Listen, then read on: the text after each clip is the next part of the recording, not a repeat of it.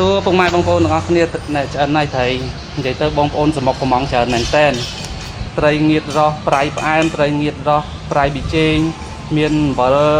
សំទោសមានម្ទេសតិចក៏មានអត់មានក៏មានតែតែបងប្អូនកំងហើយល្អមែនតែនត្រីធម្មជាតិថ្ងៃនោះធ្វើច្រើននិយាយធ្វើរាល់ថ្ងៃមិនថ្ងៃនេះកុំភ្លេចជួយ follow page និង like page ខ្ញុំម្នាក់មួយបងប្អូនណាជួយចុច subscribe ឬក៏សញ្ញាកណ្ដឹង channel YouTube ខ្ញុំម្នាក់មួយផងមកណាអរគុណច្រើន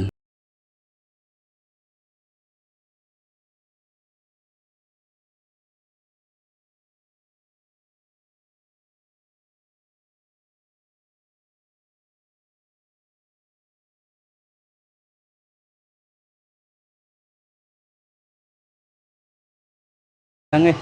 ធ្វើច្រើនមែនតើហើយពុកម៉ែបងប្អូនចង់កំងសំខាន់ជាងទៀតធ្វើអត់ទាន់ឥឡូវហ្នឹងកាន់តែស្ទះការងារច្រើនដោយសារសពរសជនគាត់ធ្វើសពរសធម៌សម្រាប់ជនភេសកឬក៏វិរៈកងតបជួមុខអីអញ្ចឹងណាហើយទៅគាត់កំងច្រើននៅតាមមានលក្ខណៈដោយសារពួកយើងធ្វើអត់យកចំណេញទេហើយទៅក៏មានការចូលរួមបរិច្ចាគតិចតួចតាមលទ្ធភាពពួកយើងហើយអញ្ចឹងបងប្អូនសមុខមកឲ្យធ្វើច្រើនមែនតើឡើងរាប់តោនមួយថ្ងៃហើយអញ្ចឹងទៅមានការសរសើរថាឆ្ងាញ់ធ្វើអនាម័យអីត្រីល្អអីអញ្ចឹងណាបងប្អូនហើយបងប្អូនក៏បាក់មកសមុកអញ្ចឹងថាមានអាការធ្វើមិនតាន់ហើយបងប្អូនដែលកំងអត់បានសូមគោរពអធ្យាស្រ័យដោយសារយើងខ្វះកម្លាំងច្រើនមែនតើបងប្អូនហើយកម្លាំងប្រហែលអ្នកក៏ធ្វើអត់តាន់ដោយសារត្រីរាប់តោនមួយថ្ងៃដោយសារបងប្អូនគាត់សមុកមកកំងអញ្ចឹងបានធ្វើជូនខ្លះអ្នកខ្លះក៏អត់បានទៅយើងតាមកម្លាំងតាមលទ្ធភាពយើងធ្វើអត់តាន់ព្រោះអីតើតាយើងទទួលធ្វើក៏អត់តាន់ដែរបងប្អូនច្រើនមែនតើអញ្ចឹងណាហើយត្រីល្អណាស់បងប្អូនឃើញស្រាប់ហើយឃើញតែត្រីដឹងថាស្អាតអនាម័យហើយមានរសជាតិមិនឆ្អាបមិនអីធ្វើបែបធម្មជាតិរសជាតិផ្ទះមាសលក្ខណៈបងប្អូនដឹងហើយធ្លាប់ទទួលទានហើយមិនធម្មតាទេរសជាតិគឺការទទួលស្គាល់ຂະຫນាតអន្តរជាតិហ្មងមិនមែនធម្មជាតិទេបងប្អូន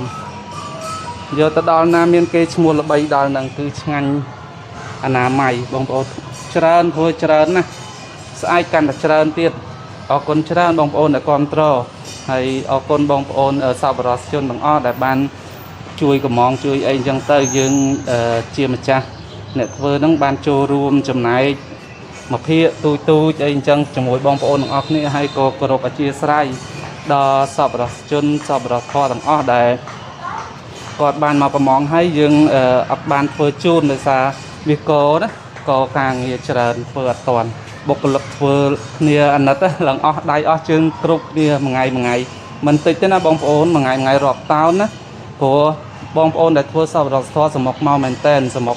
មកផ្ទះមាសលក្ខណៈអញ្ចឹងគោរពអរគុណច្រើនបងប្អូន